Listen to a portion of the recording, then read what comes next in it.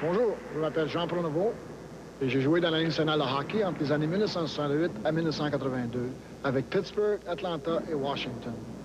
J'ai le plaisir de vous présenter la version française du vidéo Hockey Beyond Belief. Durant ces années, j'ai eu le privilège de jouer avec certains des joueurs qui partageront leur témoignage d'une vie transformée. Eh bien, Réal, on vient d'entendre Jean Pronovo et sans doute que plusieurs personnes ont dû le reconnaître. Hein? Il fait partie aussi de l'équipe Mission Hockey International. Pourras-tu, toi, Réal, nous expliquer, nous dire un peu à quoi consiste la Mission Hockey International? Certainement, Gaston. Mission Hockey International existe depuis plusieurs années dans le monde anglophone. Ce ministère a vu le jour lorsque certains athlètes ont fait l'expérience de la nouvelle naissance et ont voulu partager cette découverte à leurs coéquipiers. Mais depuis combien de temps Mission Hockey International fonctionne parmi les athlètes francophones au Québec? Au mois d'août 1993, j'ai été approché par Mission Hockey International dans le but d'implanter ce ministère au milieu francophone. Quels moyens utilisez-vous pour atteindre les athlètes de cette discipline? Le moyen utilisé par Mission Hockey International depuis 1967 a été de tenir des cliniques d'entraînement de hockey où une quarantaine de joueurs de la Ligue nationale consacrent une partie de leur été pour faire profiter les jeunes joueurs de leur expérience et de leur talent. En quoi consiste, Réal, ces cliniques de hockey avec ces professionnels? Dans un premier temps, l'emphase est mise sur l'apprentissage et les techniques de hockey. Mais Gaston, ce qui est très important, c'est la particularité de cette clinique, c'est que nous avons ajouté le volet spirituel. Pourras-tu nous expliquer un peu à quoi consiste ce volet spirituel? Oui, c'est tout simplement que ces joueurs de hockey qui ont fait l'expérience de la nouvelle naissance communiquent aux jeunes l'importance de l'aspect spirituel de la vie. Puis toi, Réal, quelle est ta fonction avec Mission Hockey International? Mon travail consiste à faire connaître au monde du hockey, autant les instructeurs que les joueurs, la possibilité de participer à ces cliniques professionnelles en leur fournissant le matériel nécessaire tel que le vidéo Hockey au-delà du but et la brochure Rapporter la mise au jeu de la vie. Ceux qui seraient intéressés à avoir plus de détails sur ce ministère ont qu'à écrire à Mission Hockey International, 1521 Saint-Jean-Baptiste, Saint-Roch-de-Richelieu, Québec, GOL 2MO. Et puis, si des fois on n'a pas eu le temps de prendre l'adresse telle que tu nous l'as donnée, bien, les gens peuvent quand même nous écrire à l'heure de la bonne nouvelle, puis il nous fera un plaisir, nous, de leur fournir cette adresse. Hein? Puis maintenant, je crois qu'on va regarder ensemble certaines séquences de ce vidéo puis de ces joueurs professionnels.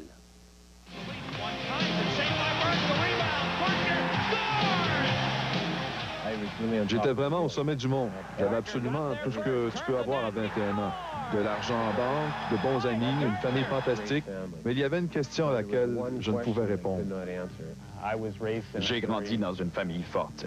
Il y avait de l'amour, nous allions à l'église chaque dimanche, et je pensais que c'était cela, être chrétien.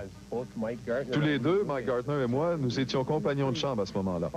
Et nous étions des jeunes qui aimaient le plaisir tout en étant sérieux. Nous parlions de ces choses. Qu'est-ce que la vie? Qu'est-ce qui va nous arriver? Nous avions tous les deux les mêmes questions. Notre carrière à tous les deux allait dans la même direction et nous avions parlé à plusieurs reprises dans notre chambre d'hôtel concernant, tu sais, qu'est-ce que le christianisme? Qu'est-ce qui se passe ici? Qu'est-ce qui nous arrive? Un de mes amis, Jean Pronovo, a été échangé dans l'équipe cette saison-là. Quand il est venu la première fois, les gars ont dit « Fais attention à Jean. C'est un de ces chrétiens nés de nouveau. » J'avais entendu parler d'un nommé Ryan Walter et Mike Gartner.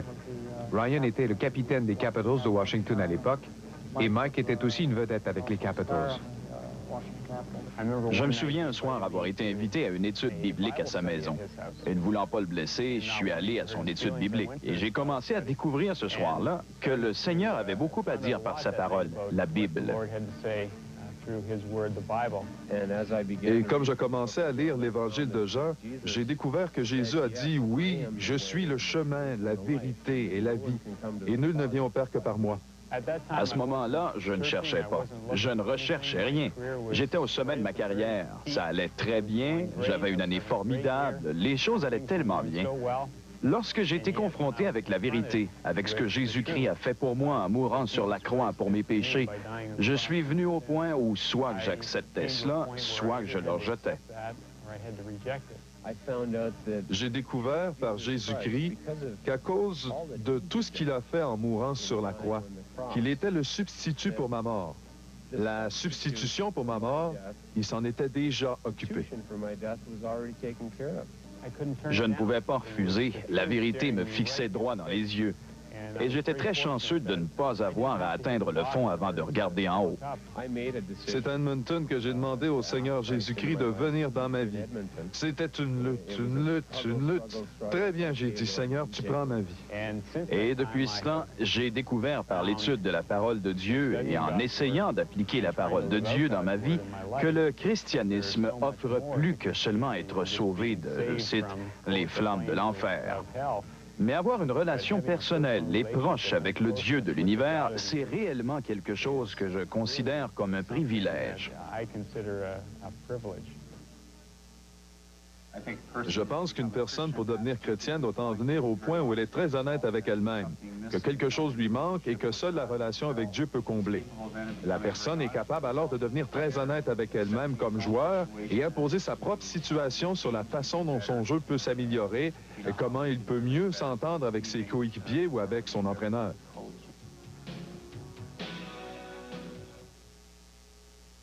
Nous avions 2 jeunes gardiens de but sur l'équipe, Pelle Lindbergh et moi. Nous avions terminé de jouer contre Boston et comme d'habitude, Pelle et moi, nous étions les 2 derniers sortis de la chambre des joueurs.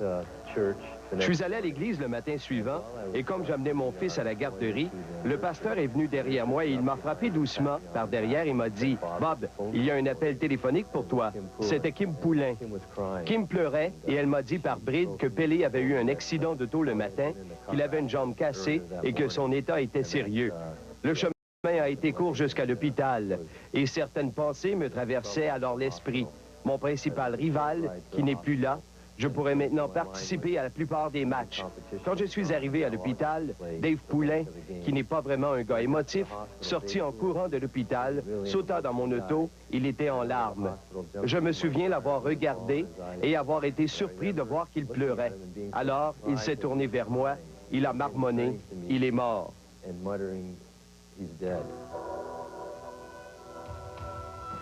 De l'hôpital, nous sommes tous retournés à l'aréna. Et on s'est rencontrés là. Et je me souviens pour la première fois avoir dit à quelqu'un que c'était seulement un jeu et non pas la vraie vie. Et j'ai compris à ce moment-là que je n'étais pas prêt à mourir, que je n'étais pas prêt à rencontrer mon Créateur.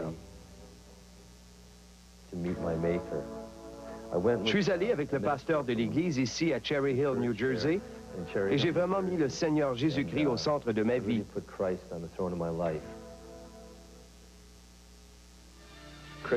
Les athlètes chrétiens sont des joueurs sur qui tu peux réellement compter. Tu n'as jamais à t'en faire pour un joueur de hockey chrétien et son intensité. Tu sais qu'il va donner son meilleur. Je pense que tu peux être un joueur agressif et quand même être chrétien. En fait, j'ai un grand exemple dans la Bible sur qui est fondée la foi, Jésus-Christ. Je pense qu'il était l'homme le plus solide qui ait jamais marché sur terre. Il a tenu tête aux gens. Il n'a pas perdu son calme, mais il a tenu tête. J'ai grandi en jouant ainsi, mais c'est que surtout cela vient de... Tu sais, être un chrétien et connaître le Seigneur Jésus personnellement, cela te donne une énergie que tu n'as pas, que tu ne peux trouver nulle part ailleurs. Pour réussir et pour être heureux dans tout, tu dois être réellement dévoué. Et pour moi, Dieu est le guide de ce dévouement. Avec lui, jouer au hockey est beaucoup plus agréable et amusant. Je pense que la plus grande chose que le Seigneur Jésus-Christ m'ait donnée au cours des années, c'est la paix. Paix au milieu des tourments, au milieu des difficultés, que ce soit sur la patinoire ou à la maison. Être un joueur de hockey chrétien m'a libéré des inquiétudes auxquelles je devais faire face hors de la patinoire et sur la patinoire. Cela m'a donné une sensation de liberté. Cela m'aide à simplement jouer. Il y a toujours un moment dans ta vie où tu dois faire un geste par la foi. Je sais que la leçon apprise de ce bon vieux monsieur plus tôt dans ma vie fut très valable par la suite. Seulement cette fois-là, c'était Jésus-Christ qui me disait « Viens Chico, viens découvrir ce qu'est la vie. Viens et joins-toi à mon équipe et vis vraiment la vie. » J'ai souvent vécu ces mêmes peurs que j'avais quand j'étais un jeune garçon jouant au hockey. Mais cette même voix disait « Vas-y Chico, tu peux me faire confiance, vas-y, engage-toi. » Et je dois te dire que c'était l'une des plus importantes décisions que j'ai jamais prises.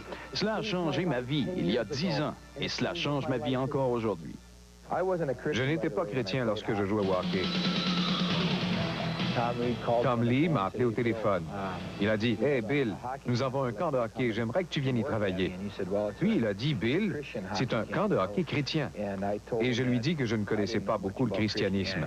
Mais finalement, j'ai dit que j'irais au camp.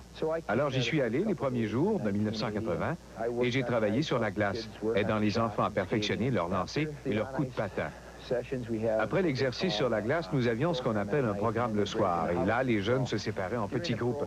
Durant le programme du second soir, Chico Rush s'est levé à partager comment le Seigneur avait changé sa vie. Et j'ai commencé à écouter cela. Et alors, il y avait un gars qui était notre animateur de musique. Il a pris sa guitare et il a chanté une petite chanson. « Oh, Billy, aimes-tu Jésus? » Et là, j'étais supposé répondre « Ah oui, j'aime Jésus. » Il a chanté la chanson, il a appelé mon nom, et je n'ai pas répondu parce que je ne connaissais pas la chanson. J'avoue que j'étais un peu embarrassé. Mais j'avais réellement le cœur brisé et j'étais embarrassé parce que je ne comprenais pas de quoi parlait la chanson. Nous sommes partis de cette grande réunion et nous sommes allés dans un petit groupe. À la fin de la soirée, le conseiller a dit « Terminons avec un mot de prière ». Ils ont demandé à un jeune de commencer la prière. Puis, la prière a fait le tour de la pièce et tous ont prié à haute voix. Je n'avais jamais prié avant et j'avais 30 ans. Alors c'était vraiment angoissant pour moi. J'étais assis là, la fin du tour approchait et je voyais mon tour qui s'en venait. Eh bien, je n'ai pas eu à me rendre jusque-là, parce que quand les garçons ont commencé à prier, ils ont prié pour moi. Je ne sais pas si vous avez jamais entendu quelqu'un prier pour vous avant, mais c'est très beau. Ce soir-là, ils ont prié pour moi, pour que je puisse connaître le Seigneur, que je puisse trouver du travail. Comme chaque garçon priait, j'ai seulement senti toute la dureté et l'imperfection dans ma vie qui fondait. J'ai craqué et j'ai commencé à pleurer. J'étais supposé être ce joueur de hockey dur, essayant d'enseigner le hockey aux enfants. Et il m'enseignait la chose la plus importante du monde, l'amour de Jésus-Christ. Et cela, peu importe comment dur tu crois être, combien d'argent tu penses avoir, il n'y a qu'un chemin pour le vrai bonheur, et c'est l'amour du Seigneur Jésus-Christ. Je suis retourné à ma chambre et je me suis mis à genoux ce soir-là. Et j'ai demandé à Jésus-Christ d'entrer dans ma vie. J'ai demandé au Seigneur de pardonner les péchés que j'avais dans ma vie, et j'en avais plusieurs. Et il l'a fait. Je lui ai demandé de venir et d'être le Seigneur de ma vie et de m'aider à changer ma vie. J'avais un problème avec l'alcool. J'avais un langage dur, je blasphémais. Immédiatement, j'ai arrêté de boire. Et je n'ai pas bu depuis 12 ans. Et je ne blasphème plus. C'est une grande transformation. Et je le dois à ce camp de hockey. Et je le dois à ces garçons de 12 ans qui ont eu suffisamment de courage pour voir un gars qui souffrait. Ils ont ouvert leur cœur et ont prié pour moi.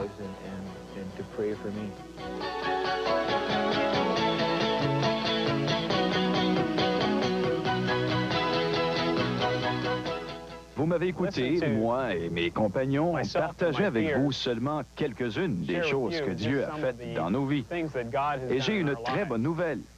Dieu peut faire des choses merveilleuses dans votre vie aussi.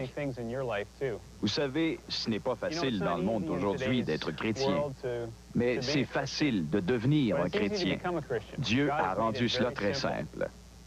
Premièrement, nous devons reconnaître que nous avons péché. Et je pense que si tu es honnête avec toi-même, tu diras, oui, peut-être que j'ai péché une fois dans ma vie. Et si tu es semblable à moi, tu as probablement péché beaucoup plus qu'une fois. Ce péché nous sépare de Dieu. Deuxièmement, tu dois te détourner de tes péchés et croire que Jésus était le Fils de Dieu et qu'il est venu sur cette terre et qu'il est mort sur la croix pour nos péchés et qu'après, il est revenu à la vie. Et troisièmement, tu dois accepter le Seigneur Jésus-Christ dans ton cœur.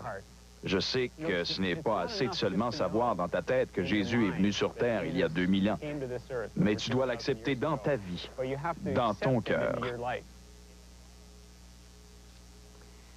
Eh bien, Réal, on veut te remercier pour avoir répondu à notre invitation et puis avoir rendu possible de cette présentation, quoi, puis ces témoignages qu'on vient d'entendre.